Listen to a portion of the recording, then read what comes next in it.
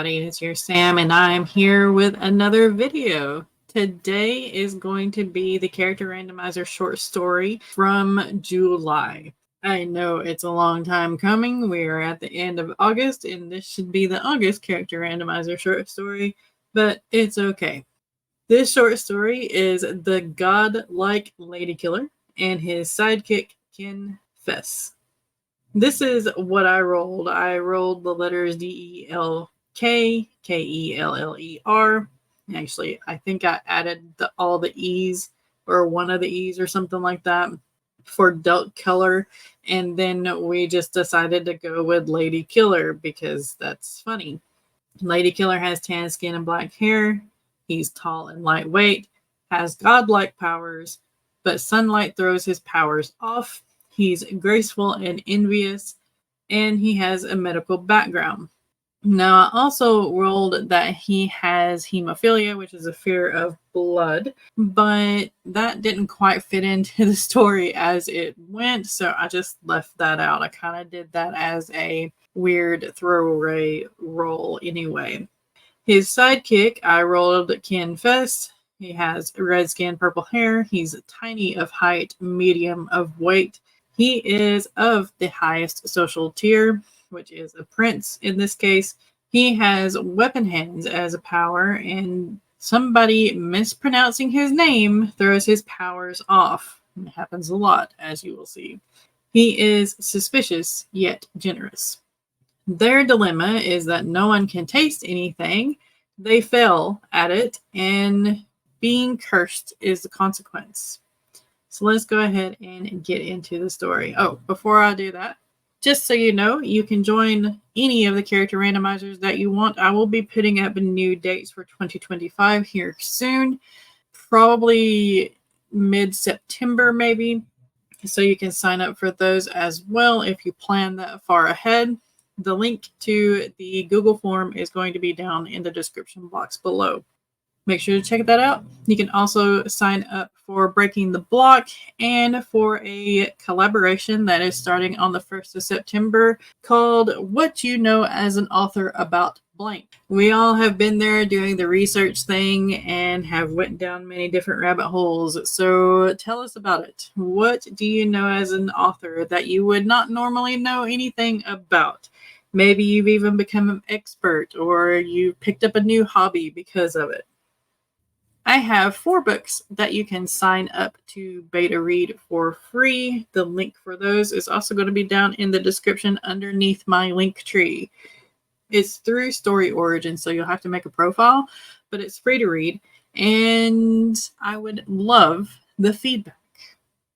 All right, without further ado, let's go ahead and get into this story, shall we? What was in a name? Nothing, especially if you couldn't remember them. He assumed he'd always been terrible at recalling names, but he lived so long that days, years, millennia, it all ran together like waters into an ocean. But sunlight to it all, he needed to remember his name. The little purple-haired and red-flushed prince of whatever kingdom this was stayed by his side, a constant companion, like a mole. Kenneth Fester, you've forgotten my name again, haven't you? He pursed his lips, not looking at the little fellow. He'd remember, surely. Maybe if he swore on the Fester. That definitely wasn't right. Ken Fess. Close enough. I know that. My dear god of lady killing, I don't doubt it. The little man picked at a string on his fine coat and flicked it away. The string was probably from the couch that was worn thin between them. Not that he had many visitors. The couch was his bed, had been since his bed frame broke a week ago. No, a month. Had it been a year? How long have I been here? 6 months, Lady Killer, sir. The smooth voice soothed, even as the words made little sense. That portal had pulled him here well over 6 months ago. He was sure about that. Kenneth had met him a mere 6 months ago. After the portal, right? He tripped over him. That was right. Stepped right out of the swirling green mass of the portal and on top of Finnick. And sunlight. That had hurt the most. Made him stumble and scrape his knees and chin. Luckily, Feck quickly got his wits about him and led him to his new home, a home the little man gave to him. No strings attached. He didn't have to pay rent, even, or kill ladies. Funny how his pastimes had such a dark name. It's Ken Fess. I swear I can hear your thoughts calling me everything but my name. The little man's eyes were narrow. Then he sighed and waved a hand around. The furniture delivery shall be tomorrow. Remember that. I have it written down for you in several places in case you don't, but... He sighed again and shook his head. Never mind. I'll show up and take care of it. If they are to deliver goods, no harm shall come to them by my hands. No, I know, but I cannot guarantee your safety or theirs. He reached over, plucking the little man off his feet by his shoulder and lifting him until he was eye level. Looking down all the time created a pain in his neck that he abhorred. Tell me, what does that mean? Those deliverables shall be safe. That's the thing, killer. The deliverables, sure. Furniture, definitely. But the people. He clicked his tongue. What's safe to you is not safe for others. You cannot control all your powers, sometimes. His brows raised. Confess. Confess. I am safe. You are always safe. Anything you do is the best thing ever for you. Take right now, for instance, my shoulder hurts. Is that good for you or for me? He glanced at his hand on the little man's shoulder and let go. I am an apology walking.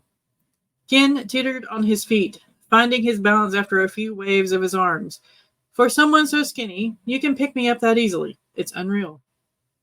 God. Yes, I know, and everyone that's met you knows that you have all these powers while I have this. He shrugged, his soft red head suddenly becoming black axe heads. He clinked them together. Fex, please put those away. At the mispronunciation of his name, the axe heads deflated like balloons. Then metal shards poked from all around his fingers before his hands turned into spiked maces with square heads. Ken Fess. Ken Fess.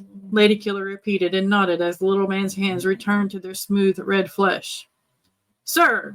The cry erupted from the other side of the thick oak door before it flew open. Lady Killer hissed as a beam of sunlight hit him. Then lightning crackled from his fingertips to the couch, lighting the thick green raggedy thing on fire. The flames licked it all over with relish. Shut the door! The man's armor clanked as he whirled, as quick as he could under the heavy set of metal, and slammed the doors shut. Sir, it's urgent. What is it, Gunda? No one can taste.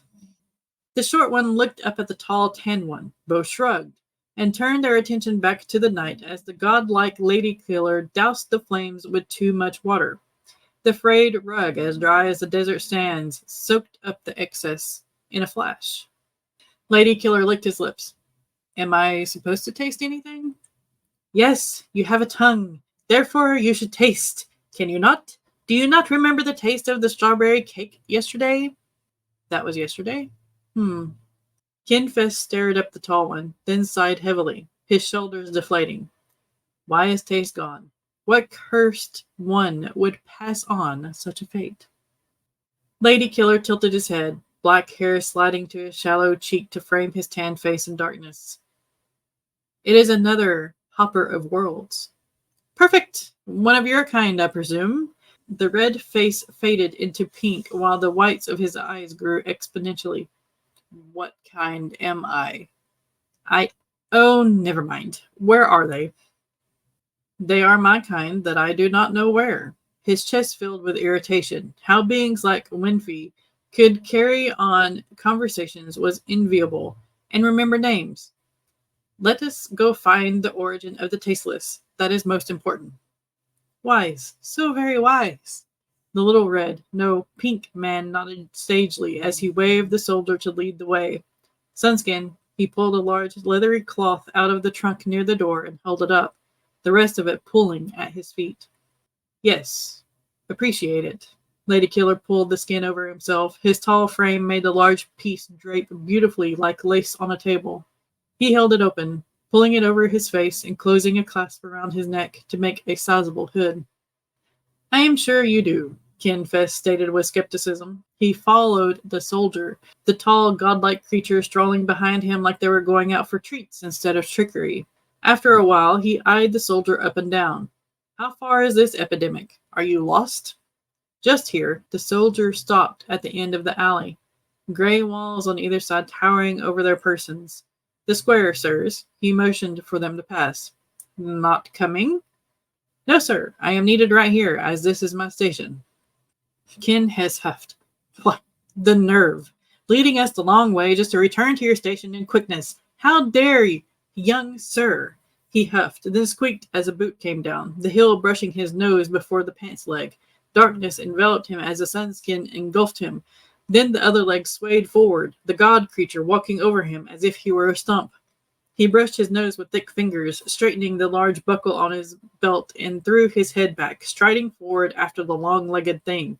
He muttered to himself, no respect. After all I do and give, nothing. All are thankful for what you give, Feckin. His hands warbled like birds, his fingernails forming glass droplets with sharp edges. Confess. Confess, the tall being nodded. That is what I said. He stopped at the edge of the crowd. The roar of 100 questions assaulted his ears. Lips smacked, tongues lolled. How odd these little things were. Tasteless. He turned to the right, striding confidently toward another alley. This one between two copper buildings with green glass tops. The scuffle and surprised huffs and mutterings of his constant companion behind him reassured him. He wouldn't mess up this time. How many times had he? Had he? Why was there that fear and the jealousy of others doing the right thing? Ha ha ha ha! Look at those fools, they're like cattle coming together during a storm. Let's see, what else can we do? The voice came from above. Lady Killer stopped, tilting his head up slightly. He needed a step. No, he didn't. Reaching down, he caught the collar of his good friend in 2 fingers. Lifting his left foot off the ground, he flew airborne. Ha! Oh, I asked you to warn me. Kinfest swallowed his scream, a cold sweat beading on his face, and he clung to the long leg with all 4 limbs. Sometimes I think you play these coins knowing full well what you do. He muttered, humping as his breath was taken away with a hard landing. His butt hit the glass roof. Thanking his kingdom for producing the thickest pants known in the world, he hopped up on both feet. Looking around, he spotted a trio at the far edge, a large tome, the size of the godlike being, next to him, stretched open between the trio. The 3 were eagerly reading over the parchment etched in red inks. Ink or blood? Probably blood. He rubbed his hands together to keep them from trembling.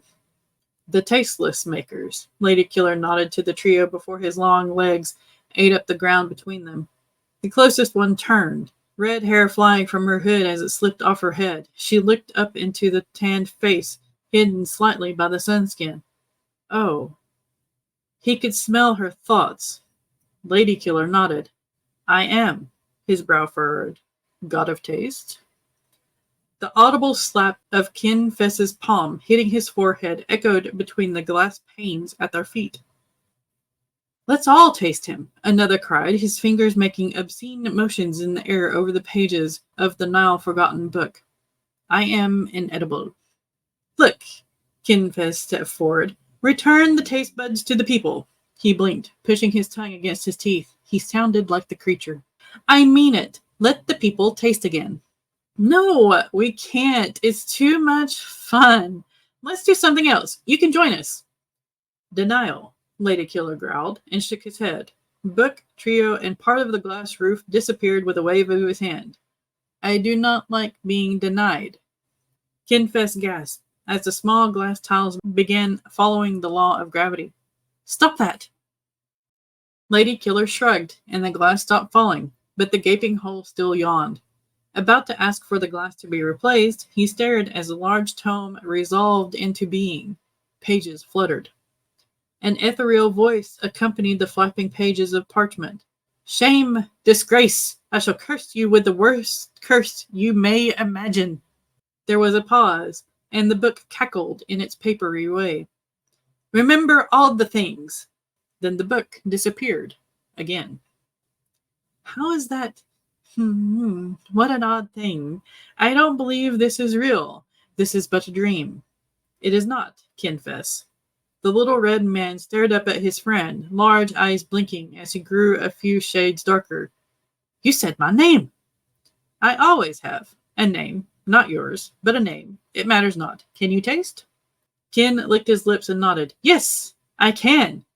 Good, dear Prince Kin. Let's get you home. All right, that is it for the character randomizer short story. I hope you enjoyed it. It was a few little giggles on my end as I wrote it. So hopefully it gave you a few giggles as you heard me read it. Again, if you want to sign up for future character randomizers, the link is down below in the description box. Follow the Linktree link and you will find all the sign up forms for my beta reads of 4 books. For signing up for the latest authortube collaboration made by me, at least, What You Know as an Author About Blank. There will be more information on the Google form for that one, and you can also sign up for future Breaking the Blocks, which are every Sunday at 10 a.m. Eastern. Thank you for listening. Make sure to check out my Ream if you want to read some more stories like this one or my books. Link is also down below because all the links are always down below. Be kind to one another out there. Be kind to yourself. Keep writing, keep reading, and I will see you next time.